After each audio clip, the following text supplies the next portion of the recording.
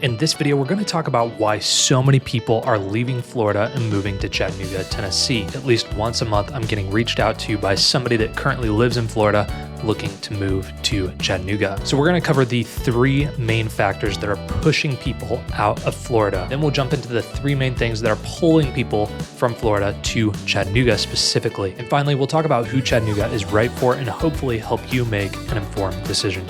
Okay, let's jump into the video. The first factor that is pushing people out of Florida is the affordability crisis. So what does that mean? For a long time, people thought of Florida as having a really low cost of living, but in recent years, that has changed quite a bit. In fact, according to data from 2024, 46% of Florida residents struggle to cover their basic monthly expenses. And now what's considered a survival budget for a family of four is between $96,000 across Florida as a whole. And then in some of the more expensive areas like Miami and the Miami Metro, a survival budget is more like $108,000 a year for a family of four. So what is a survival budget? That basically just means that you're living month to month. Let's talk about some of the things that are causing this affordability crisis. First of all, one of the biggest factors that impacts cost of living is housing. The Florida statewide median home sale price in 2024 was about $420,000. For more densely populated areas like the Miami Metro, the median home sale price in 2024 was about $590,000. And in 2024, it was found that about 50% of homeowners and renters spend about 35% of their total income on housing. So think about that. If a basic starter home is starting in the mid $400,000 range, with today's interest rates, that's a hefty monthly payment. Another factor that's dramatically driving up cost of living in Florida is the current insurance catastrophe.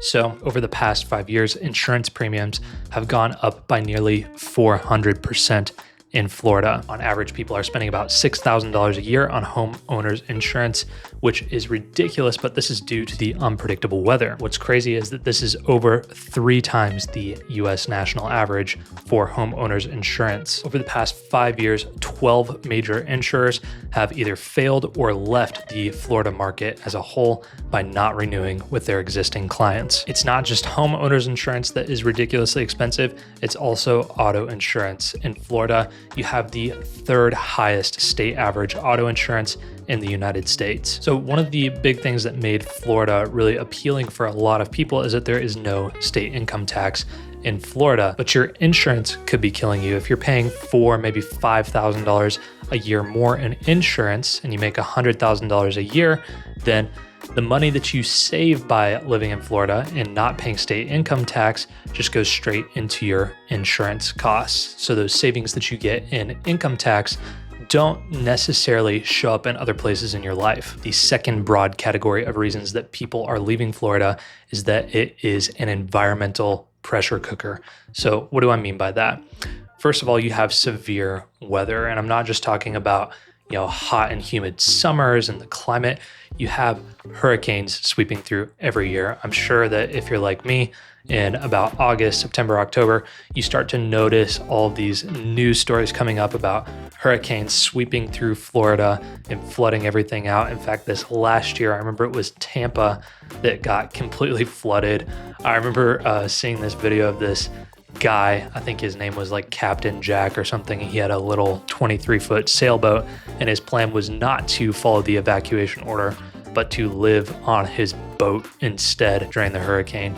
And so you always see stories of Florida men out there toughing it out, but the hurricane damage can be real. It is a very real thing, and that is why those insurance costs are more, but it costs you in other ways too. There's other things that you're going to have to pay out if you get hit by a hurricane and if your home suffers substantial damage. Year-round, there is a lot of humidity in Florida, especially the further south you go. So if you have asthma or if you're prone to heat illnesses, then you could actually experience quite a bit more of that living down in Florida. In addition, every little pond in Florida seems to have alligators in it. Like I've literally just been at a rest stop before and looked over and seen an alligator in the water. Because it's the tropics, you have persistent problems with mosquitoes, cockroaches, and other pests. Because so many people have moved into Florida, there is a definite strain on the infrastructure across Florida in general. In areas like Fort Myers, people can expect to lose roughly 50 hours a year to traffic and congestion. That means you're gonna spend 50 hours of your year being stuck in traffic and congestion if you commute. In Miami, it's even worse. Residents are expected to lose up to 105 hours a year in traffic and congestion. In addition, there is a lot of tourism in Florida. You've got Disney, you've got people coming down for beach vacations, spring break. It can be very busy and very overcrowded in Florida. Hey, really quick, I am a licensed real estate agent in both Tennessee and Georgia. So if you need help finding the perfect home, don't hesitate to reach out to me. You can call or text my phone number, 423-358-5656, or scan the QR code on screen to book a meeting with me. All right, let's get back to the video. The third main category that is pushing people out of Florida would be your social and systematic strains. So what do I mean by that? Well, Florida is currently experiencing what's called the brain drain. Florida's higher education system is seen as being one of the better ones. People love coming down to Florida for state schools, but the average age of somebody leaving Florida is actually 32. So a number of people are leaving Florida because there's just not enough high-paying jobs with good benefits to support that younger demographic of people coming up through the higher education system. Because there are so many retirement communities and retirees from all over the United States moving to Florida, they come in and they have all this money saved up, they've sold their homes in other more expensive places to live, and they'll come down and buy a home. That drives up the prices for everybody else. And because they're retired, they're not actually working, starting businesses, and creating more for the economy to thrive on, or opportunities for those younger people. And so because some of the major industries down in Florida revolve around tourism, the jobs tend to be a little bit lower paying without great benefits, which is just a really hard situation for a younger workforce of talented, educated people to sustain themselves on. So that is why Florida is currently experiencing this brain drain of their young, highly talented, highly motivated workforce. Now let's shift gears and talk about what is causing Chattanooga to have this pull, especially on people from Florida. The first category or factor that is pulling people in is that Chattanooga has really undergone an economic renaissance. So what do I mean by that? In the 1980s and early 1990s, Chattanooga was kind of on the verge of collapse. There was all of this old industry from manufacturing and steel mills that was starting to collapse in the Chattanooga area. And then Chattanooga decided to make an investment in a few things. First of all, they decided to develop the riverfront area. That's now where the Tennessee Aquarium is, Ross's Landing, some very popular places that attract tourists and people to the area. And they also invested in EPB's citywide fiber optic network. And so I believe EPB was the first company in the United States to launch citywide gig speed internet, and that earned Chattanooga the nickname Gig City. So that investment in the tourism side of the city along the riverfront and in the infrastructure for having really good, really fast and reliable Wi-Fi has actually brought in a lot of people. One, it brings tourists to come see what Chattanooga is actually like, and then two, it attracts people that just want to stay and live somewhere beautiful and have great connectivity. Due to the success of its original investment in that gig speed internet, EPB now offers 25 gigabit a second download speeds, and they're also working to position themselves as a quantum computing hub, and they're working to attract companies in AI and quantum computing. Another factor that led to this economic rebirth for Chattanooga is that we shifted from kind of old, worn-down factories to modern manufacturing. When Volkswagen brought their plant to Chattanooga, that brought advanced manufacturing to this city. Volkswagen now produces a number of EVs out of their Chattanooga location. Another thing that has helped with this economic rebirth is Chattanooga has been able to attract some large, very notable employers. For example, you've got Blue Cross Blue Shield of Tennessee that is located and headquartered here in Chattanooga. There is also Unum, another very large insurance company. There's an Amazon fulfillment center, Erlanger Health, Park Ridge, CHI Memorial, Volkswagen, McKee Foods. There are so many wonderful employers that really boost the economy in Chattanooga. And then partially due to that high-speed internet, the startup scene is very much alive in Chattanooga. I would describe Chattanooga as being the perfect place to build a company because one, you don't have some of the distractions that come with a bigger city. And two, you've got a beautiful, beautiful climate. And then three, you have that high-speed internet. Okay, the second category that is pulling people to the Chattanooga area from Florida is that it is an outdoor paradise. So in Florida, you don't really get the 4 seasons the way that you get them up here in Chattanooga. So in Chattanooga, you do get a very, very vibrant spring. You get a wonderful, warm summer, and then you get a beautiful fall with all of the color changes.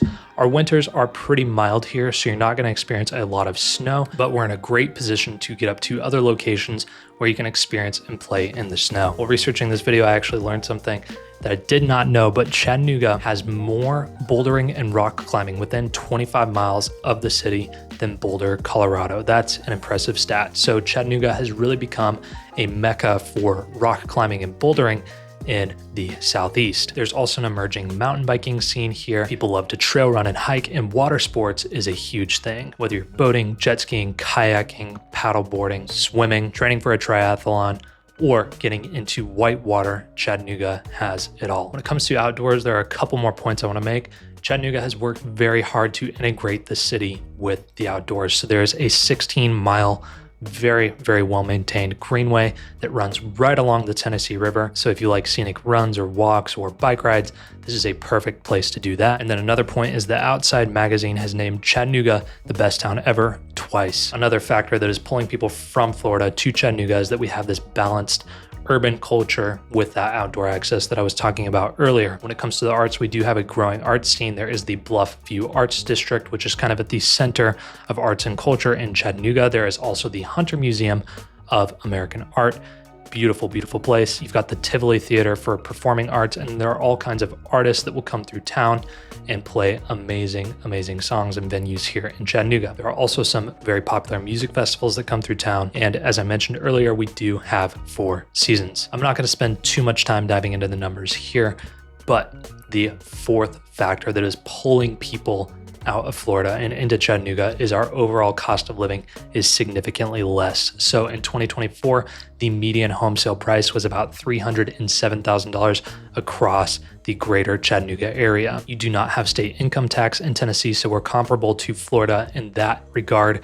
You also do not have insane property insurance in Chattanooga. We don't have hurricanes that roll through every year. We do get tornadoes occasionally, but chances of getting hit by one of those are pretty low. You also tend to have lower costs in utilities, groceries, property taxes, and a number of other categories here in Chattanooga. So who should consider living in Chattanooga? Well, first of all, I think young professionals and people in tech, especially if you can work remote. We've got world-class internet. There's a thriving startup community. It's a lower cost of living here, so you can build wealth faster. And after work, you could be 15 minutes away from a phenomenal mountain bike ride. I think for the most part, Chattanooga is a better option for families. Again, housing is way more affordable, so you could potentially live on a single income while one parent raises the kids. There's lots of parks and fun things to do for families. And if you wanted to put money towards private education, you could take some of those savings from living in Florida and funnel that into private school for the kids. In the final category, and I actually think this has shifted quite a bit from a few years ago,